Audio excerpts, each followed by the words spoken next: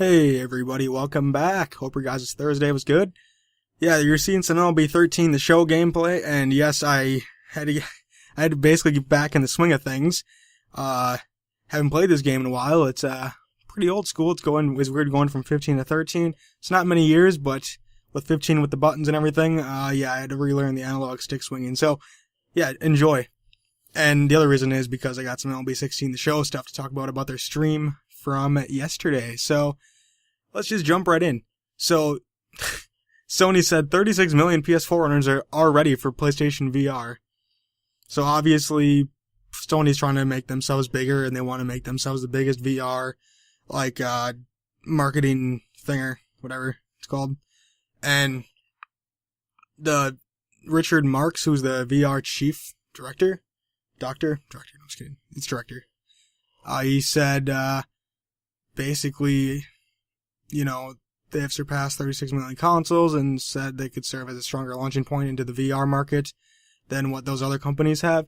He also claimed that every single one of those consumers is ready for PlayStation VR. And that is a little bullshit.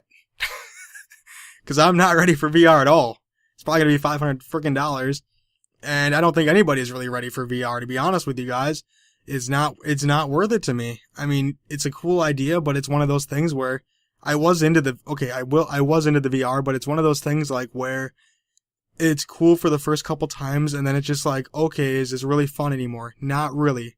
So that's where I'm at with this. I don't know if you guys feel the same at all, but yeah, I don't think anybody's ready for the VR at all. If you guys are, that's great, but like I said, it's one of those things where it's gonna die off, like the 3D TVs. Obviously, 3D TVs are still kind of popular, not as much as they were, but they died off. They were so expensive when they first came out, and then it died off, and nobody wanted them. Same with the PlayStation Move. Same with the original Wii. I mean, all those things. The hype gets initially the hype is maxed. People go out and eat that up, and then all of a sudden, just a couple years later, when nobody cares, it's dead. It's basically dead. So, yeah, I'm probably not going to get VR anymore because Sony probably won't support it for any good games anyways. So, yeah, guys, that's pretty much all I want to say about Sony today. Apparently they think everybody's ready. The 36 million people are ready for VR, which is a freaking joke because it's not. Nobody is ready. Alright, so I think this is the greatest news to come out of today. You guys are going to love this. Ubisoft will not release a new Assassin's Creed in 2016. I'm like, what the frick? That doesn't make any sense. Well, it kind of does. It makes me happy, because it's kind of funny. They came out and did a damage control, but realistically, I know what's wrong. So, what, Yves Guillemont, I don't know, I'm not French, but he's the CEO, said, "We are now in position to take the decision not to release a new Assassin's Creed game in 2016-17 in order to give the brand a new dimension, while still presenting very solid targets for the fiscal year." Basically, their decision, they're not going to release a new game to focus, I read somewhere else, to focus on the new technologies or some crap like that. Now, it's basically damage control, because,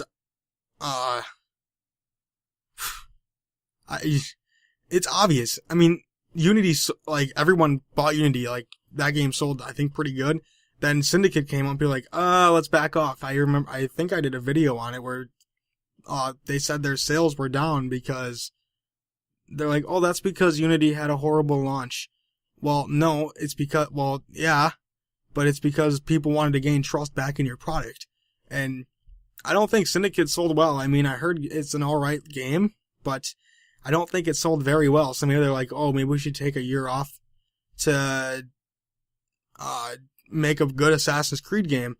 And they could, but personally, what I think they need to do is go back to square one and just, because it's the same thing.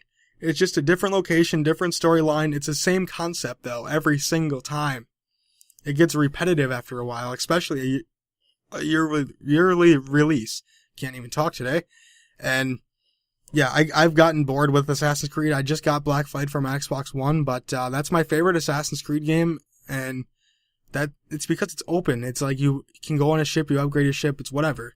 With Unity, I got Unity for my PS4. It sucks. I don't even play it. It's a really horrible game. My iPad's going off. Sorry about that, guys. Yeah. I mean, it's obvious that, obviously, like, Ubisoft's going to say, yep, we're going to take a year off, because even though we sold games well, the Assassin's Creed series sold well, we're still going to take a year off. Yeah, that's a load of bull. I don't believe that. They're milking the series dry. It's either they're out of ideas, or they're just not selling as well, and maybe they thought, oh, maybe we'll just take a year off and then hype it up again in 2017 at the end of the year. Guys, I'm pretty much worn out with the Assassin's Creed games, but it's a good thing they're taking a year off to kind of get back on track, really, is what it is. And, you know, I mean, honestly, like, it's fun. It's good that they, like, actually are seeing, like, what the crap is going on. But, yeah, good. I mean, I didn't want to see a new Assassin's Creed again this year, because everyone would be getting, it's so stale at this point. It's not worth even having anymore as a game, really. Because, I mean, you already know what to expect. It's just a different location and a different story mode. But, yeah, that's it. Good. No more Assassin's Creed this year. Good, we don't have to hear about that.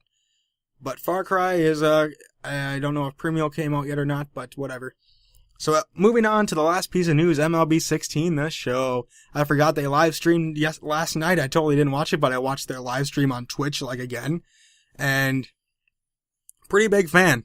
They, right away, sounds of the show, they teased it on Tuesday's stream, and I was right. They went back and forth with Sony.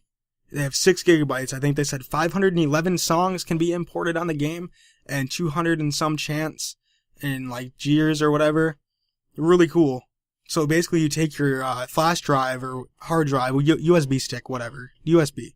You make a folder called music, and then you upload whatever music you want. You can have walk-up music, intro music, like pre-game music, I should say, and like other music. Whatever Sounds of the Show used to do, like on PS3, if you guys remember, if you guys had it on PS3. Really cool.